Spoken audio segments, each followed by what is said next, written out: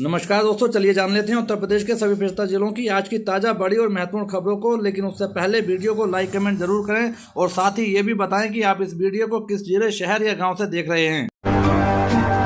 अटोला interchange के लिए जमीन नहीं दे रहे किसान, लखनऊ से किसानों को समझाने आएंगे अधिकारी। गंगा एक्सप्रेसवे से हापुड़ किठौर मार्ग को जोड़ने के लिए इंटरचेंज बनाने की तैयारी है। ये निर्णय क्षेत्रीय जनता की मांग पर लिया गया है। इंटरचेंज के लिए अटोला और साफियाबाद लोटी गांव की 30,307 वर्ग मीटर जमीन की खरीद होनी है, लेकिन किसानों ने यह कहकर जमीन देने से इनकार कर दिया कि खरीद से पहले जमीन का सीमांकन कराया जाए। इसके लिए यूपीडा मुख्यालय ने संयुक्त टीम का गठन किया है। इसमें लखनऊ से भी अधिकारी नामित किए गए हैं। माना जा रहा है कि जनवरी के प्रथम सप्ताह में यह संयुक्त टीम सीमांकन का कार्य करेगी। मेरठ से प्रयागराज तक जाने वाले गंगा एक्सप्रेसवे के मेरठ से बदायूं तक 130 किलोमीटर के प्रथम पैकेज का निर्माण पूरा हो गया है। अब क्षेत्रीय जनता की मांग पर इससे हापुड़ किठौर मार्ग को जोड़ने का निर्णय लिया गया है। यहाँ इंटरचेंज के लिए दो गांवों के किसानों से सीधे जमीन की खरीद की जा रही है, लेकिन अटोला गांव के 18 खसरों के किसानों ने जमीन देने से इनकार कर दिया है। जिला प्रशासन ने इसकी रिपोर्ट यूपीडा के मुख्य कार्यपालक अधिकारी को भेजी थी। इसमें बताया था कि किसानों को संदेह है कि जितनी जमीन उनसे खरीदी जा रही है उससे ज्यादा पर निर्माण किया जाएगा, लिहाजा उन्होंने जमीन खरीद से पहले इंटरचेंज के लिए आवश्यक जमीन का सीमांकन कराने की मांग की थी। ये सीमांकन भी उन्होंने यूपीडा, जिला प्रशासन और लोक निर्माण विभाग की संयुक्त टीम से कराने की शर्त रखी थी। साल 2026 में किसानों की होगी बल्ले बल्ले, 22वीं 23वीं और 24वीं किस्त की मिलेगी सौगात। नए साल की शुरुआत आज से हो चुकी है। साल की पहली तारीख है और इसके साथ ही किसानों के लिए यह साल कई चीजें लेकर आने वाले हैं।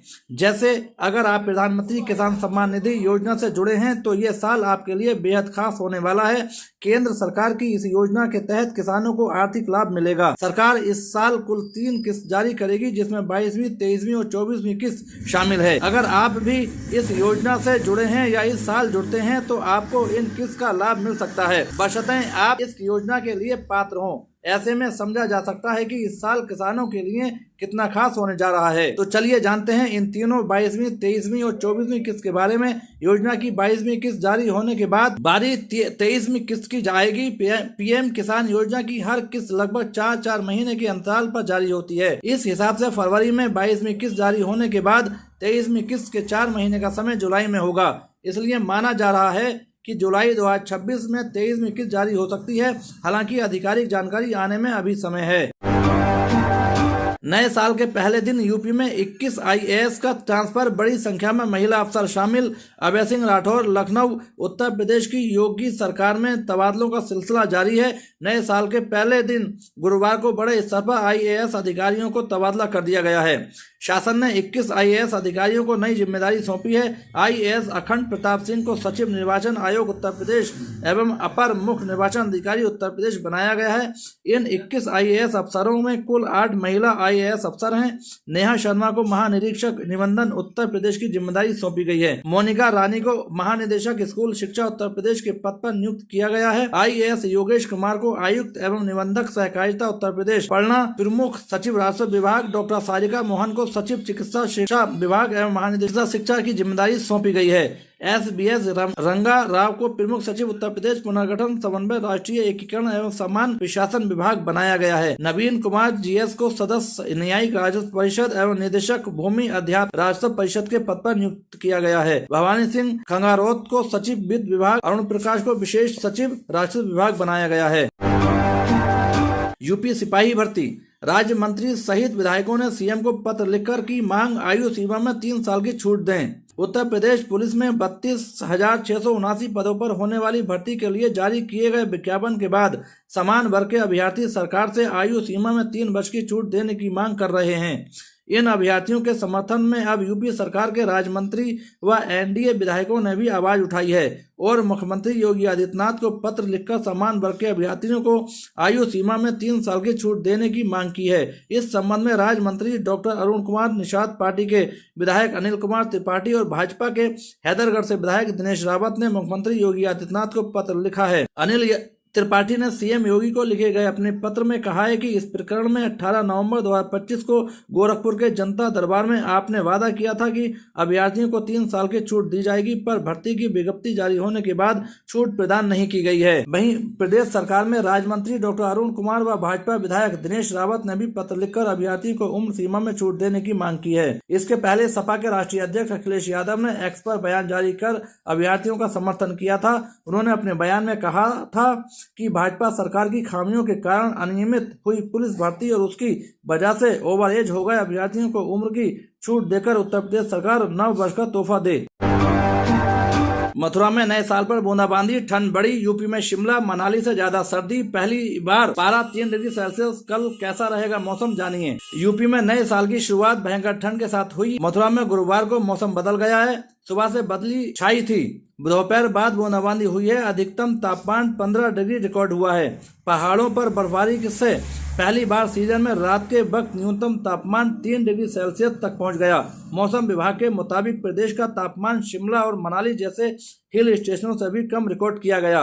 नए साल की पहली सुबह प्रयागराज, काशी, झांसी, नोएडा, गाजियाबाद समेत 35 जिलों में घना कोहरा छाया रहा। कई जगह विजिबिलिटी 0 से 10 मीटर के बीच रिकॉर्ड की गई।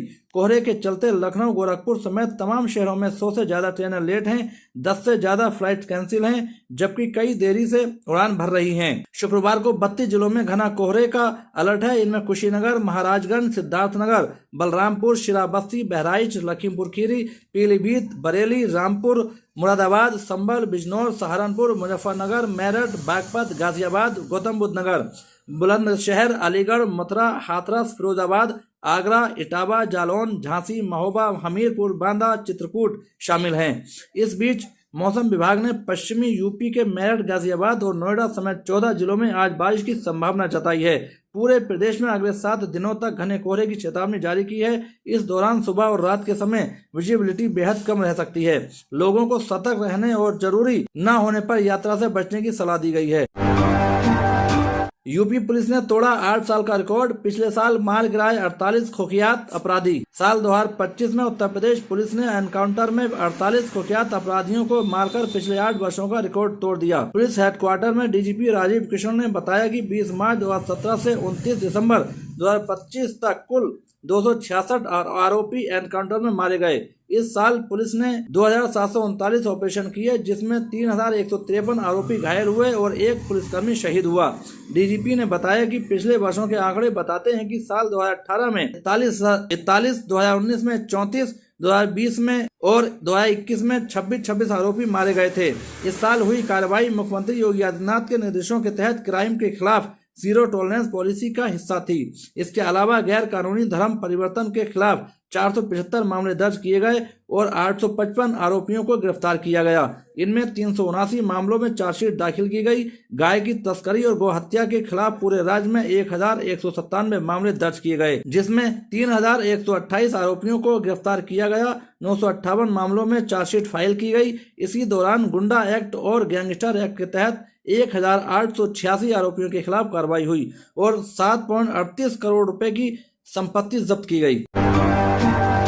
बंद हो जाएंगे 500 के नोट, मार्च होगा आखिरी महीना। क्या है सोशल मीडिया पर हो रहे दावे की सच्चाई? हाल ही में सोशल मीडिया 500 रुपए के नोट को लेकर तेजी से फैल रहे दावे के ने लोगों का ध्यान खींचा है। दावे के अनुसार भारतीय रिजर्व बैंक आरबीआई मार्च 2026 तक 500 रुपए के नोटों को एटीएम से हटाने वाला है। कई फेसबुक और ट्विटर जैसे प्लेटफॉर्म पर यह दावा वायरल हुआ है कि 500 रुपए के नोट जल्द ही नकदी प्रणाली से खत्म हो जाएंगे, लेकिन पीआईबी फैक्ट चेक ने इस दावे को स्पष्ट रूप से गलत बताया है। सरकार की आधिकारिक फैक्ट चेक विंग ने कहा कि इस तरह की खबर भ्रामक और वास्तविकता पर आधारित नहीं है।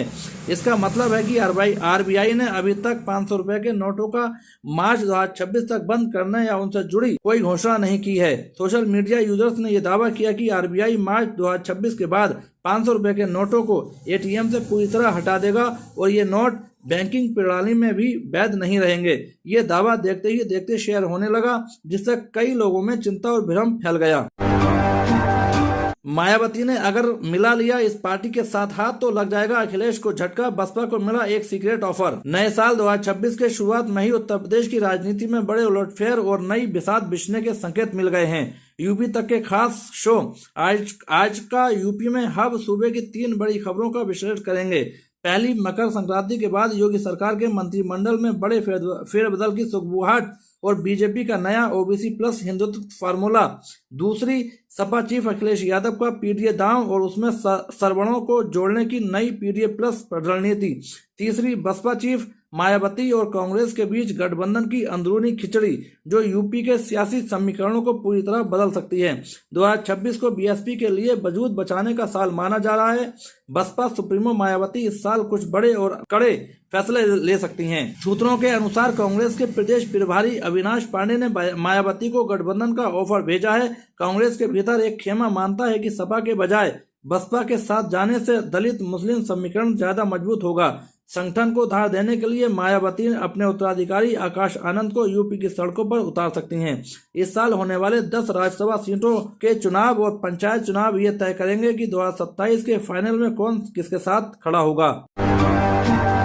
हिम्मत है तो पीएम मोदी से शाहरुख खान विवाद पर असीम बकार ने दी देवकीनंदन ठाकुर को चुनौती। बांग्लादेशी खिलाड़ी को लेकर शाहरुख खान को लेकर हो रहा विवाद शांत होने का नाम नहीं ले रहा है। इस बीच all India मजलिस-ए Ittehadul Muslimeen party के प्रवक्ता असीम बकार की तीखी प्रतिक्रिया सामने आई है। उन्होंने देवकीनंदन ठाकुर पर निशाना साधते हुए कहा कि अगर उनमें हिम्मत है तो वो प्रधानमंत्री नरेंद्र मोदी से शेख हसीना को देश से बाहर करने की मांग करें। एआईएमआईएम नेता असीम बकार ने बांग्लादेशी खिलाड़ी को लेकर छिड़े विवाद पर पलटवार करते हुए कहा कि देवकीनंदन ठाकुर शाहरुख खान पर दबाव बना रहे हैं कि वो अपने टीम से बांग्लादेशी खिलाड़ी को निकाल दें। अगर उनमें हिम्मत है तो वो प्रधानमंत्री नरेंद्र मोदी से मांग करें कि वो शेख हसीना को देश से बाहर करें और बांग्लादेश की एजेंसी को बंद करें। असीम बकार ने चुनौती देते हुए पूछा, क्यों भाई हिम्मत आप में? दरअसल आईपीएल की franchise Kolkata Knight Rider team ने बांग्लादेश के खिलाड़ी मुस्तफिजुर रहमान को 9 करोड़ 20 लाख रुपए में खरीदा है, जिसके बाद कथावाचक देवकीनंदन ठाकुर ने केकेआर के मालिक शाहरुख खान पर हमला करते हुए उन्हें गद्दार बता दिया।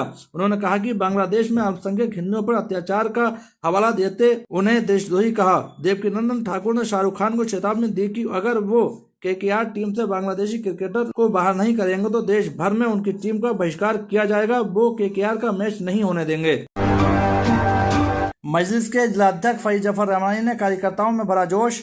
एआईएमआईएम की एक महत्वपूर्ण बैठक आज रामपुर में संपन्न हुई। इस बैठक की अध्यक्षता जिला अध्यक्ष फैज जफर रहमानी ने की। इस अवसर पर मुख्य रूप से जावेद अहमद, शादाब अली सैफी और ताहिर अली एडवोकेट, जिला सचिव सलमान खान, ब्लॉक अध्यक्ष मैसर खान, प्रदेश सचिव यूथ यासीन अली मौजूद रहे। बैठक के दौरान पार्टी की मजबूती और आगामी रणनीतियों पर विस्तार से चर्चा की गई।